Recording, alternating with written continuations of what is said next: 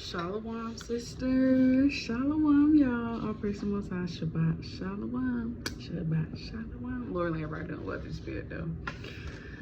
Whew, y'all. It's been a week. I'm so glad it's the Sabbath. I took a great nap. I know. I took a great nap. Me and Real was knocked out because yesterday night we celebrated our Passover and brought in the Feast of Leavened Bread. All praise to the Most High. So this week has been very, very, very, very busy. But it feels great, you know, to get stuff done and get everything off your checklist. All praises. Felt so amazing. You know, sometimes you don't always get everything off your checklist, but I did this time. So it was a great feeling. All praise to the Most High for the strength, because the thought of everything I had to do was literally stressing me out. But the Most High was my strength, and He's yours too. So all praise to the Most High. Yeah, all praise to the Most High. My house never feels so clean. All praises. But anyways, so that's why I kind of been MIA. But I'm back and I'm better. All praises. Okay. In the spirit of Passover, I read Matthew 26 and 28 the morning of. You know, of course, I also read Exodus 12 the night before, but I read Matthew 26 through 28 because I wanted to read about Christ's last moments, his Passover, his ultimate sacrifice that he did for us. I just wanted to reread it and kind of just put myself in that mindset of, you know, what he was going through, you know, even the things that his disciples was going through. Like, imagine being with Christ every single day, then he dies. Like, the scriptures don't say how they felt, but I mean, I'm pretty sure they were sad, like devastated. Like, they were with Christ all the time. He was their leader, their teacher, and he was gone. But it was just beautiful to read. I just want to highlight something that stood out to me. I'm gonna read the verses and then we're gonna get into it. This is Matthew 26 and 62. And the high priest arose and said unto him, Answerest thou nothing? What is it which these witness against thee? But Hamashiac held his peace, and the high priest answered and said unto him, I adjure thee by the living God, that thou tell us whether thou be the Christ, the Son of God.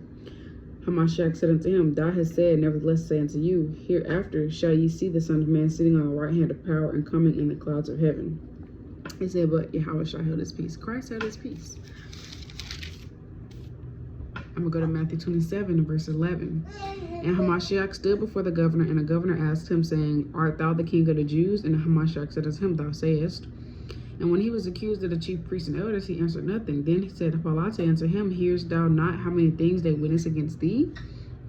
And he answered him to never a word, insomuch that the governor marveled greatly. So it's like all these accusations being brought against him, he held his peace. He answered not a word. And when he was accused of the chief priests and elders, he answered nothing. And he answered him to never a word. And again, it says, and Hamashiach held his peace. And I was just like, dang, that takes a different level of constraint and faith, really, to hold your peace and let the Most High fight for you. And it kind of made me think, like, well, we don't have nothing to prove. You don't have you don't have to go back and forth with people, you know. You don't have to get on somebody's level. You don't have to try to say something to hurt somebody's feelings or get back at them.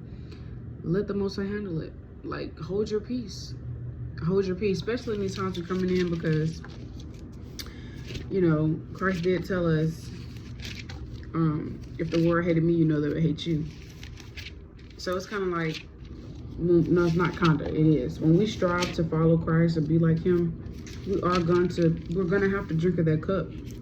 We're gonna have to drink of the same things he went through. And that's why he tells us in Matthew 5, Matthew chapter 5 and verse 11, Blessed are ye when men shall revile you and persecute you and shall say all manner of evil against you falsely for my sake. Rejoice and be exceeding glad, for great is your reward in heaven, for so persecuted they the prophets which are before you. And so it's like, nothing is new under the sun. Those same things Christ went through, those are the things we're soon gonna have to face, being his followers. You know, people saying things that are not true about us, or, you know, maybe just trying to do things to get us out of the spirit. But ultimately, what we have to remember is everything is a spirit. And so spirits are gonna come against you to try to get you to act out of the spirit, to try to get you to not be Christ-like. But we have to remember who Christ was and what was his example. His example was meek. His example was humility. His example was love. His example was holding his peace. He didn't have nothing to prove. And it kind of just makes me think, you know, it made me think of 1 Peter chapter 2 and verse number 21. For even hereunto were you called, because Christ also suffered for us, leaving us an example that ye should follow his steps. Who did no sin, neither was guile found in his mouth, who when he was reviled not again, when he suffered, he threatened not again, but committed himself to him that judgeth righteously. And so it's like, when Christ was going through all that, he didn't do nothing back. He committed himself to the Most High that judges righteously. Meaning, look, I'm going to let the Most High fight for me. I'm going to obey and be committed to keeping my Father's commandments. I'm going to be committed to doing what's pleasing in his sight, regardless of what's going on, because he's going to judge this matter righteously. He's going to fight for me. He's going to fight this battle for me. I'm going to let him handle it. Who his own self bare our sins in his own body on the tree, that we being dead to sin should live unto righteousness, by whose stripes you were healed. For you were as sheep going astray, but now I've returned unto the shepherd and bishop of your souls. And so that was it was such a great, beautiful connection in my mind, because I read that precept in 1 Peter chapter 2 so many times, because it's like, that it's always a reminder, like, be Christ-like. He didn't do nothing back. Don't do nothing back. Let the Most High fight for you. And to see that actually play out in Matthew 26, like to actually read it again, it was just a beautiful connection in my mind. It just made me think like Exodus 14:14. And it reads, the Lord shall fight for you, and you shall hold your peace. I'm going to start at 13. And Moses said unto the people, fear ye not, stand still, and see the salvation of the Lord, which he will show you today. For the Egyptians whom ye have seen today, ye shall see them again no more forever. The Lord shall fight for you, shall hold your peace. It says, stand still and see the salvation of the Lord. So sometimes you got to stand still. Stand still and see how the Most High fight for you. Stand still and see how he work on your behalf. Stand still and see his glory, because he's going to get the glory at the end of the day. And I just thought it was beautiful that Christ really let the Most High fight for him. So how much more us? You know, you don't have to revile back. You don't have to say nothing back. You don't have to try to get nobody back. The Most High, he is a just God. He judges matters righteously. He will give the judgment. He will do the revenging. It's not up to us. What's up to us is being like Christ-like and walking in his footsteps. We have to walk in his footsteps. Did I read that? Yeah. Leaving us the example, these should follow his steps. He left us the example. Christ left us the blueprint. He showed us how we should move. He showed us how we should act. So we still show love. We still move in humility. We still do what we're supposed to do. We be committed to the Most High regardless of what's going on. Doing the right thing regardless, even when nobody's so-called looking.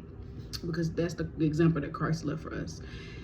And it just made me think, you know, he went through all of that. He wore our sins. He died for us. He went through all of that. And then got raised up again. Like, it's amazing. He went through all of that pain and suffering and was raised up again, and it was so worth it. This is Matthew 28 and 4. And for fear of him the keepers did shake and became as dead men. And the angel answered and said unto the woman, fear ye not, for I know that ye seek Hamashiac, which is crucified. He is not here, for he is risen, as he said. Come to the place where the Lord lay, and go quickly and tell his disciples that he is risen from the dead. And behold, he goeth before you into Galilee. There shall ye see him. Lo, I have told you. And they departed quickly from the sepulchre with fear and great joy, and did run to bring his disciples word. And as they went to tell his disciples, behold, Hamashiac met them, saying, all hail. And they came and held him by the feet and worshipped him. Then said Hamashiac unto them, be not afraid. Go tell my brethren that they go into Galilee, and there they shall see me.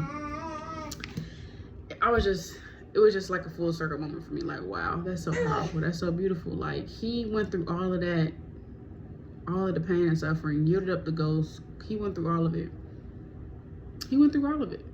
And then got raised up again. And it just kind of put it in perspective. That's why we have to endure, because we're going to go through it. But Lord willing, we get raised up with him. Lord willing, it's going to be worth it. Dad's not here. This is Wisdom of Solomon 3 and 5. And having been a little chastised, they shall be greatly rewarded. For God proved them and found them worthy for himself. As gold in the furnace have he tried them and received them as a burnt offering. So I just wanted to make this exhortation also just to say, like, no matter what you're facing in your walk, you got to keep enduring. You got to keep enduring, because we're to be like Christ, right? Ain't we supposed to be Christ-like? Christ endured. Christ didn't give up. Yeah, he had moments where he was overwhelmed and he cried. Yes. But he nevertheless, he endured. No matter how hard it got, he didn't give up. He got so heavy, he said, Lord, if it be your will, take this cup from me. But not as my will, as you will. I'm gonna find the verse real quick. Hold on. This is Matthew chapter 26 and verse number 38. Then said he unto them, my soul is exceeding sorrowful, even unto death. Tarry ye here and watch with me. And he went a little farther and fell on his face and prayed, saying, O my Father, if it be possible, let this cup pass from me. Nevertheless, not as I will, but as thy will.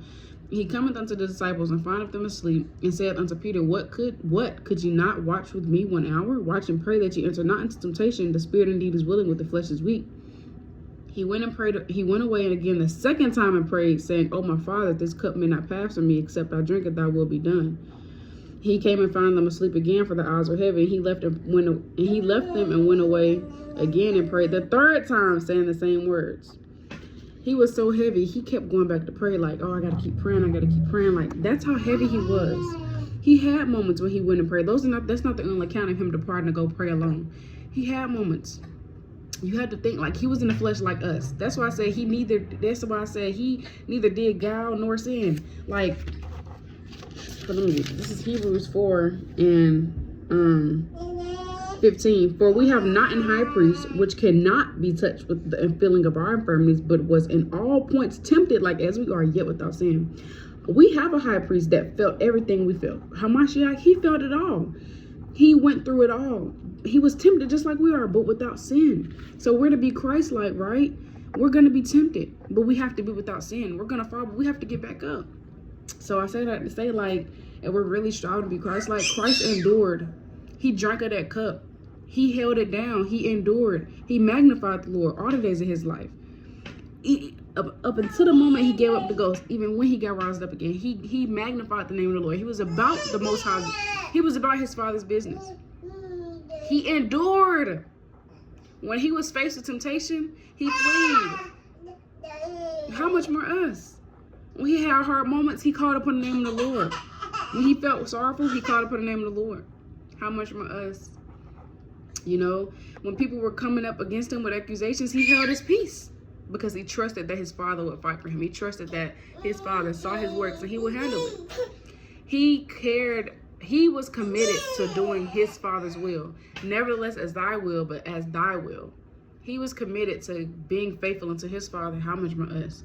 So if we are striving to be Christ-like, we have to be committed until the end, enduring until the end, not letting anyone or anything get in the way of our walk, not letting anyone be above your walk, being Christ-like, enduring, no matter what. No matter what. Because you got to think, like, you partaking of this Passover meal. This Passover meal signifies Christ's death. So we partaking of this Passover meal, we have to endure like him. You have to endure like him. We got to endure to the end, Lord willing. This is Matthew 24 and 13. But he that shall endure to the end, the same shall be saved. So I'm going to close off with this. Hebrews 12 and 1. Wherefore, seeing we also are compassed about with so great cloud of witnesses, let us lay aside every weight and the sin which does so easily beset us, and let us run with patience the race that is set before us. Looking unto Hamashiac, the author and finisher of our faith, who for the joy that was set before him endured the cross, despising the shame, and is set down at the right hand of the throne of God. For consider him that endured such contradiction of sinners against himself, lest you be wearied and faint in your minds. When you're going through all these things, consider Hamashiac he went and endured through it all. Was tempted with everything. Told, ignored Satan in Matthew chapter 4. I mean, he was tempted. He had problems in the flesh, yet he endured it all. Yes, he resisted the temptation. He resisted the flesh, the lust of the flesh. He resisted it. He was able to overcome. He was able to endure. And we can do it too because we have his blood within us. We have his blood within us. So let's try to be Christ-like. Let's endure like he did. When we feel weak, weird, and faint in our minds, we feel like we can't do it no more. When we feel like this trip is not for me. By the way, you shouldn't say that. The tongue is powerful. When you're feeling like these things, rebuke. Get thee behind me, saying like Hamashiac told Peter. Recognize these spirits. Have better discernment these days. And consider him who endured it, the finisher of our faith, and we trying to be the finisher as well. We trying to finish the course. We trying to run the race. So actually, I'm gonna read one more, and that'll be it. This is 2 Timothy 4 and 7. I have fought a good fight. I have finished my course. I have kept the faith. Henceforth, there's laid up for me a crown of righteousness, which the Lord, the righteous judge, shall give me at that day, and not to me only, but unto all them also that love his appearing. So come, fight that good fight. We trying to fight the good fight. We trying to finish our course. We trying to keep the faith. We trying to endure to the end. We're running a race. This is 1 Corinthians 9 and 24. Know ye not that they which run in a race run all, but one receiveth the prize? So run that ye may obtain. And every man that striveth for the mastery is temperate in all things. Now they do it to obtain a corruptible crown, but we an incorruptible. So run this race so that we may attain that incorruptible crown. So we may get that incorruptible body, that body that can't be harmed, you know, get out of this mortal wicked flesh, and being the immortal, Lord willing. Lord willing, this was edifying. Just Christ, he was everything. He was perfect. He was that guy. He is who we should strive to be. So call Bahasham. I love y'all. Lord willing, y'all have a good week and a good day. Shalom.